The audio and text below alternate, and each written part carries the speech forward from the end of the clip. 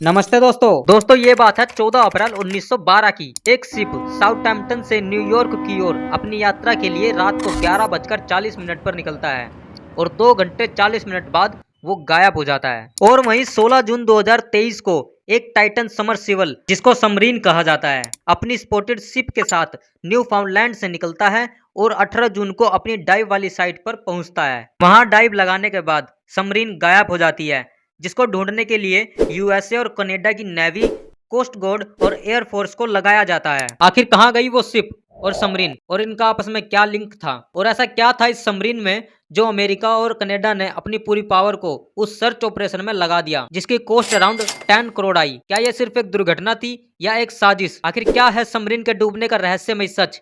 चलिए इस वीडियो से समझते हैं। लेकिन उससे पहले अगर हमारे चैनल पर नए हैं तो प्लीज सब्सक्राइब कर ले और बेल आइकन को भी जरूर दबा दें। टाइटैनिक एक ब्रिटिश समुद्री जहाज था जो कि 14 अप्रैल 1912 को इंग्लैंड से 11:40 पर न्यूयॉर्क के लिए निकला था। ठीक एक दिन बाद 15 अप्रैल 1912 को एक आइसबर्ग से टकराने के बाद उत्तरी अटलांटिक महासागर में डूब गया था, जिसमें 1500 से अधिक लोग मारे गए और वह जहाज 3810 मीटर नीचे पानी में डूब गया, जिसे 2023 में 111 साल हो गए हैं। यह उस समय की सबसे बड़ी घटनाओं में से एक थी। ओशन गेट अमेरिका की एक प्राइवेट कंपनी है जो कि ऐसे ही डूबे हुए जहाजों के मलबे को अपनी सबमरीन से ले जाकर दिखाती है। इस कंपनी ने टाइटैनिक के मलबे को दिखाने के लिए टाइटन सबमर्सिबल बनवाई। इसमें 5 लोग गए थे और इसकी कैपेसिटी भी 5 पैसेंजर की ही थी, जिसमें शहजादा दाऊद, जो कि पाकिस्तानी उद्योगपति अहमद दाऊद के पोते थे, सुलेमान दाऊद शहजादा दाऊद का बेटा, हामिश हार्डिंग जो कि एक ब्रिटिश व्यवसायी थे, स्टॉकटन रस एक अमेरिकी सबमरीन पायलट और ओशियन गेट के चीफ एग्जीक्यूटिव एंड को फाउंडर थे, पोल हेनरी नार्जोलेट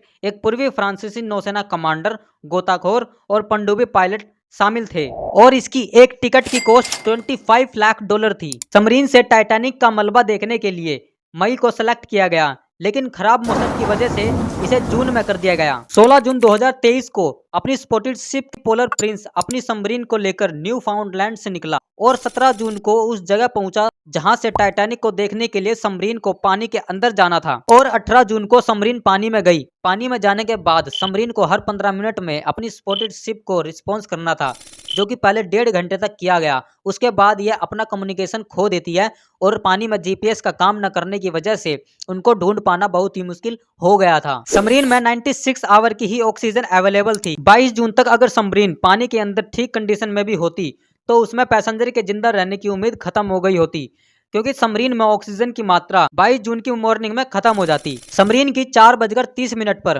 पानी की सतह पर आने की उम्मीद थी, लेकिन जब ऐसा नहीं हुआ तो 7:30 पर अमेरिका की कोस्ट गार्ड को इसकी इंफॉर्मेशन दी गई। उसके बाद अमेरिका और कनाडा मिलकर एक सर्च ऑपरेशन चलाती है, जिन्हें 1:18 की दोपहर को सबमरीन का मलबा मिलता है, जबकि किसी भी पैसेंजर की डेड बॉडी नहीं मिलती। आइए अब जानने की कोशिश करते हैं कि आखिर क्या हुआ था सबमरीन के साथ। सर्च ऑपरेशन को कमांड करने वाले यूएस कोस्ट गार्ड के रियर एडमिरल जॉन मोगर ने प्रेस कॉन्फ्रेंस में बताया कि सबमरीन में एक बहुत बड़ा विस्फोट हुआ होगा। इस बात का प्रूफ उसका मलबा दे रहा है। उन्होंने कहा कि सबमरीन कैटास्ट्रोफिक इम्प्लोजन का शिकार हुई है। कैटास्ट्रोफिक इम्प्लोजन विस्फोट के विपरीत होता है, जिसमें कोई भी वस्तु अपने आप में समाकर छोटे छोटे टुकड़ों में बट जाती है, कुछ इस तरह। सबमरीन गहरे समुद्र में थी, जहां दबाव काफी ज्यादा था, जहां स्ट्रक्चर में मामूली सी कमी भी मौत का कारण बन सकती है। सबमरीन का मलबा जहां मिला है वहां दबाव 60,000 पाउंड प्रति इंच के करीब है। यह दबाव ऊपरी दबाव की तुलना में 290 गुना ज्यादा है। सबमरीन में एक प्रेस चैम्बर बना हुआ था जो अंदर के दबाव पर बाहर के दबाव का असर नहीं आने देता और अंदर के दबाव को एक जैसा बरकरार रखता है। सबमरीन में एक प्रेशराइज्ड गैस सिस्टम भी होता है जो अंदर के दबाव को कम रखने और यात्रियों को सांस लेने में मदद करता है। जब प्रेशर चैम्बर के अंदर दबाव में बदलाव हुआ होगा तब तुरंत एक भयंकर विस्फोट हुआ होगा, क्योंकि उच्च दबाव वाला पानी पनडुब्बी में चला गया होगा। पलक झपकने से भी कम समय में सबमरीन का कवर, लैंडिंग फ्रेम सब नष्ट हो गया होगा और सबमरीन में मौजूद लोग कुछ समझ पाते उससे पहले ही उसमें एक भयंकर विस्फोट हो गया होगा। प्रेशर चैम्बर के अंदर दबाव में बदलाव कैसे हुआ फिलहाल यह स्पष्ट नहीं है, लेकिन विशेषज्ञ कह रहे हैं कि इस तरह का भयंकर विस्फोट लीक, बिजली जाने, छोटी मोटी आग लगने और शॉर्ट सर्किट के कारण हो सकता है। विस्फोट कितना भयानक होगा इस बात का आइडिया आप इस तरह भी लगा सकते हैं कि 1 सेकंड में 1000 मिली सेकंड होते हैं और यह विस्फोट महज कुछ ही मिली सेकंड में हुआ होगा। ऐसा नहीं है कि यह सबमरीन का पहला डाइव था। टाइटैनिक को देखने के लिए इससे पहले 2021 में टोटल 6 डाइव लगाए थे और 2022 में टोटल 7 डाइव लगाए थे।